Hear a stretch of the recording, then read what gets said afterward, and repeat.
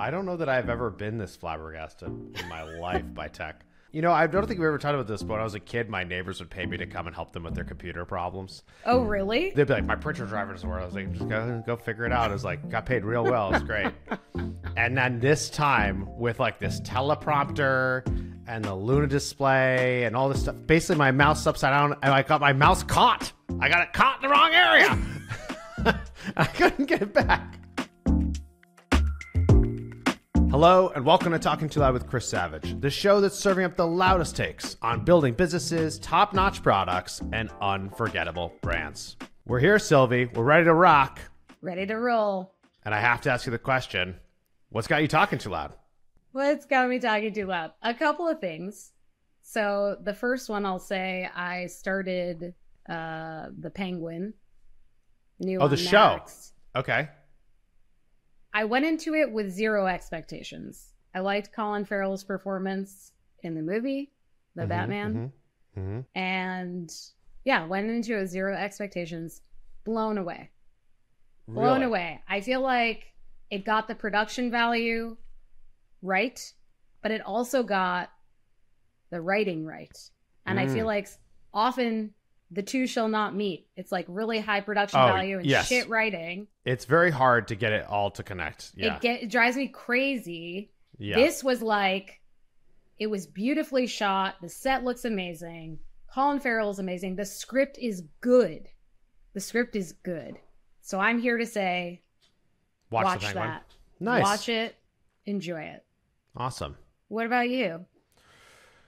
You know, we just did this like 3 days of planning in person, which we call our triennial business review. And for me, it's that. It was just like so much fun. And You love it in person. I love it in person. And I also think that we undervalue that work should be fun when it's like high trust and you're working on hard things. And so it's interesting because I noticed we've been doing these for a couple of years now. And this one, there's a lot more, people felt more permission to like poke fun at each other and make jokes like while the work is happening. And it was kind of like, it's happened before, but watching it occur, I'm like, oh, this is a signal of trust. That's what this is really.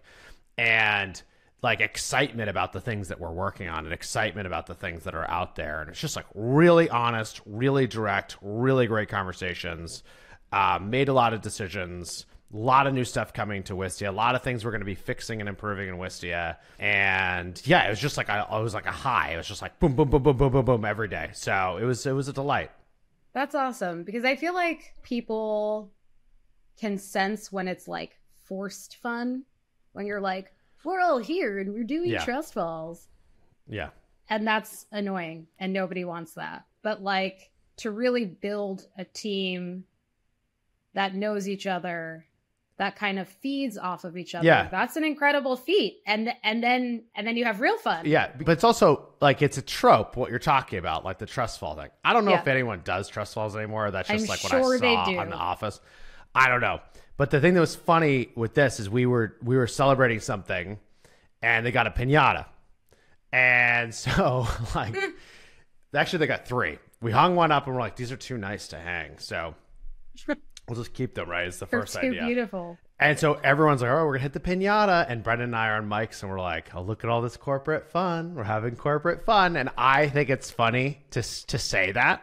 Yeah. And then one of the piñatas that was this huge Wistia piñata, they're like, maybe we could hang around the office. I'm like, yeah, or we could give it to this employee as a gift.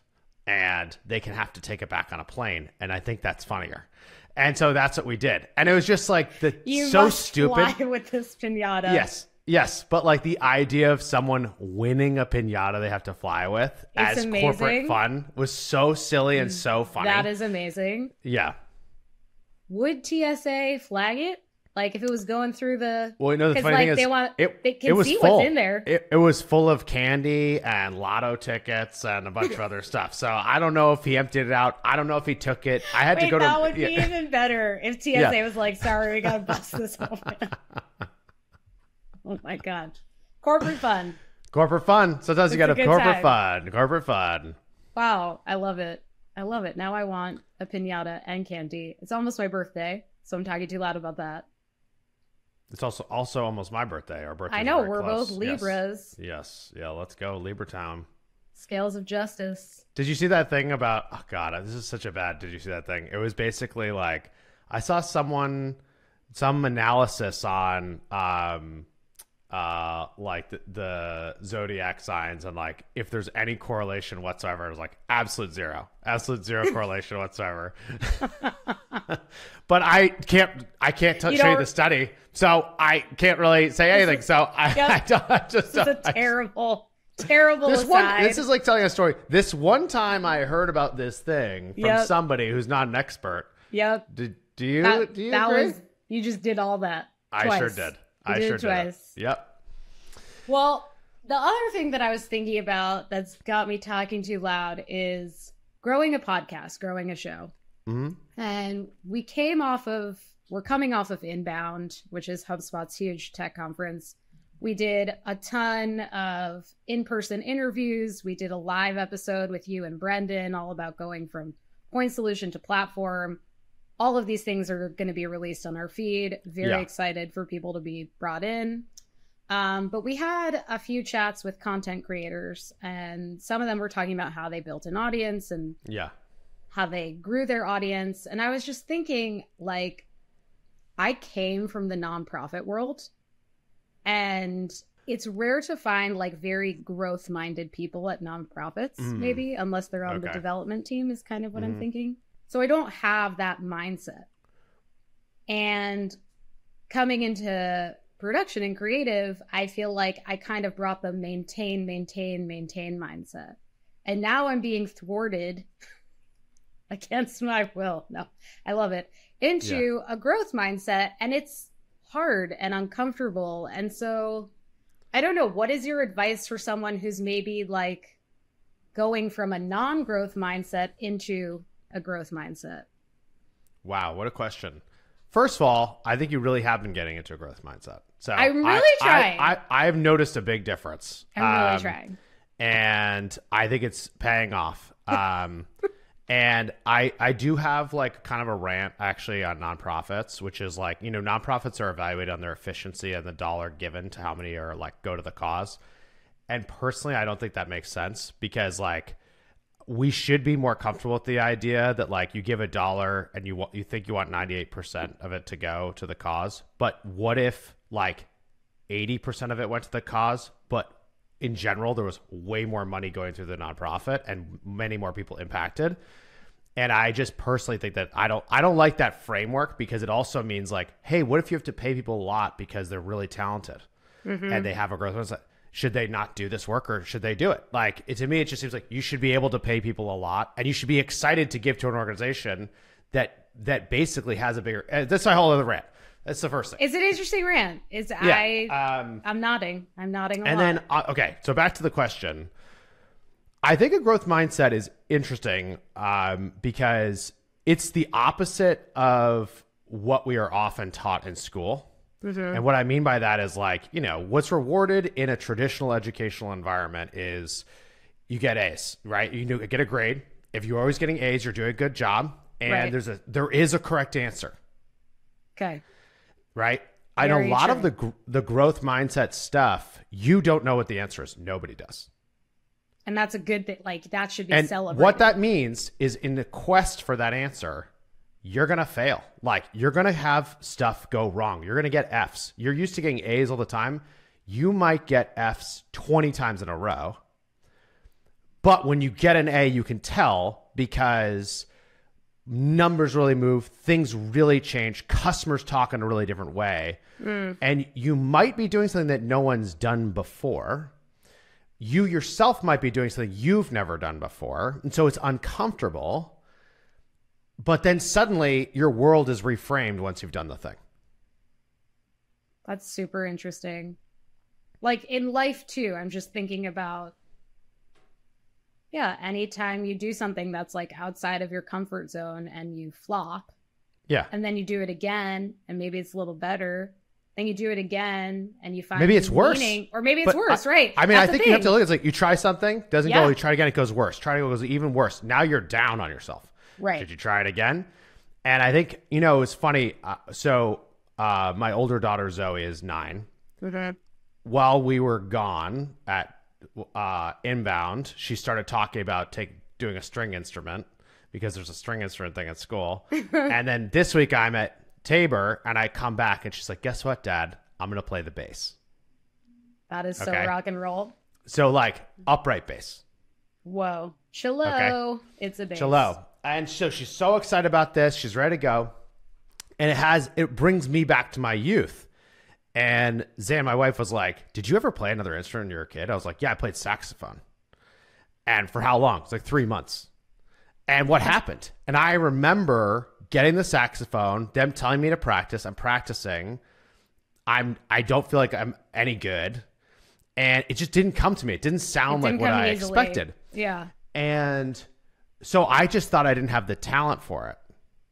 And what I have learned over time is that, like, actually a lot of things start where you don't see progress and you basically keep getting Fs, and you have to find some way to reward yourself for the small moments at the beginning of growing into something new. And if you can, and you can do it, you can stick with it, then eventually you get the thing that actually brings you the joy. So back to Zoe, my hope for her is that she can play it enough that she can actually play some songs, not that are like what the teachers told her to do, but that she actually likes the sound of. Mm-hmm. And if she can do that, I think there'll be a good chance she can keep going forward with it. And I think it's all very similar, which is, and I guess that's an example of like where in traditional education, certain things actually do require a lot of growth mindset. But how can you find the small wins that add up so that you get on the path towards growing faster? Because the other thing I would say is that a growth mindset can become unbelievably addicting, mm-hmm. where you keep doing things you've never done before.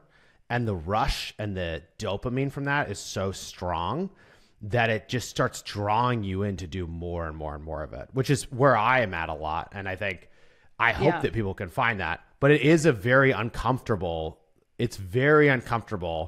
especially if everything else you do, you have like mastery at and you try a new thing. I think it can be very uncomfortable. Yeah. I mean, it's definitely scary and uncomfortable on an individual level. And then on a, company level, especially if someone's been there for a long time and like they are used to doing things a certain way, there is a process, and then all of a sudden they're scaling. They really have to shift their mindset. So I don't know. I've just been thinking about that a bunch. And for our show in particular, just like, what does that growth look like? Like showing up more on social, experimenting more with our interview format. And I'm like, but we have a brief and we have a deep and we have a lit.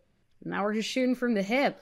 Left, well, yeah, and I think right. I would be interested to know, because we've been doing so much more social content. Right. We've been making social clips probably for the last like 40, 30. Yeah, I think like we've been making a certain style of clip in earnest since April. And before that, like the beginning of this year. Yeah. So it's like the last...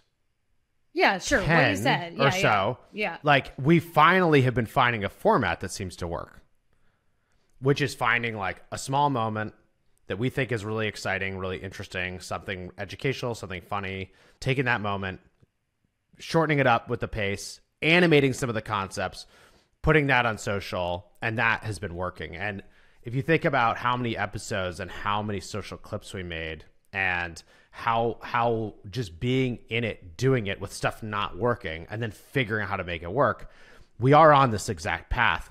One thing I think, though, that I've noticed here, and I see this at Wistia all the time, I talk to people about it, is if you have smart people and they stay on a problem for long enough, usually they will break through on like some fundamental thing, like what the customer needs, what they care about. But the interesting thing is, often once you have one breakthrough or two, the breakthroughs often become faster because people have an instinctual understanding of why it's working. And then you start, when you look through opportunities, you get to better ones faster. And so a thing that's really important, I think, is like staying on it, in part because you gain so much benefit in speed, quality, instinct, And once you're on it, it's working. Getting off of it is potentially a huge mistake. And so we often, in our own lives, it can be really hard to do this with something new. And at work, I think if teams are constantly changing and churning, you actually are often stopping this from happening. And so it's like a thing I look to a lot is like, can this team stay on it? What kind of progress? What's the speed of the progress that they're making? Have they made breakthroughs? Are those breakthroughs accelerating? And ideally, that's where you get to with everything. Although, it takes time and you have to have the space to be able to invest long enough to do it. Yeah, time is so key. And so many people, myself included, I think you get enough Fs and you're just like, I'm done. I'm over it. Exactly. Yeah. I don't feel encouraged to, do this anymore. And it's kind of going back to finding the small wins, but almost like reframing what a win is. So like, yeah, like, cool. I'm proud I tried. I'm proud this looked different from like 50 of our other clips.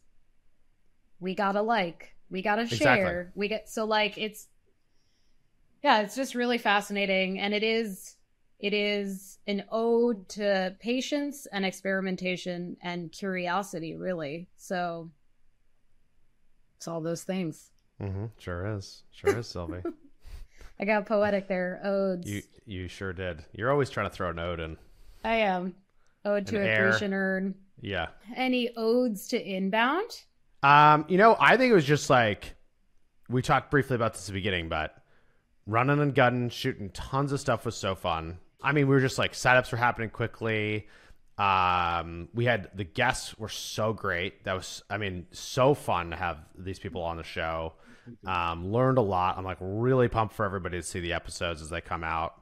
And I also think just like it, so much of like the vibes of tech have been online, like pretty negative. And there's a lot of reasons why, like, if you look at the jobs numbers, it's like tech and private industry have shrunk in the last couple of years. So that means there are less people employed by these companies than used to be. There are today less open software engineering positions than there were in 2019. That's pretty shocking. Bonkers. Is that AI or is that just? It is like, I think it's a combination. I don't think it's AI yet. I think AI seems to be adding productivity to folks. We're certainly seeing like a productivity increase. But part of it is that like, there was so much investment in 2020, 2021, first half of 2022 that I think a lot of people overinvested, overhired. It's the same thing with podcasts. Yeah. Same thing. No, it's coming back to earth. Interest rates makes it harder being higher, has made it harder to invest in risky things like tech. So there's literally like less money going into the ecosystem, which means there's less people, less jobs, less ideas, less things. And so vibes have not been great, and when I talk to other entrepreneurs, a lot of people are like stressing. And I think one thing that was interesting about inbound for me was that the vibes were actually pretty good. Yeah, I wasn't getting the stressed out vibe from anyone. It was also, people were like, yeah, it kind of sucks out there, but like thing I'm doing over here is great. And this is fun. And like, it was like finding the sparks within the murkiness that are like actually exciting and centering around that and what that could be versus being worried about the whole thing. And so that was just nice. It was like really nice to be around a lot of people who are excited, positive, talking about the future in a really good way. Excited. Yeah, it was great. I know, it was good energy. It's just really like, that sounds so whatever. Woo-woo? Yeah, it's like vibes, energy, man. But all about the vibes. It really was good vibes. We saw magic tricks. We did. We saw we were just delighted. Oh, the magic was amazing. Oh my God. That was lovely. Like absolutely lovely. Two epic card tricks, which blew my mind. Your reaction to it was incredible. It's funny because I don't think of myself as someone like, I know you said you love magic. Yeah. You love magic. And I'm not someone who like seeks it out in my life.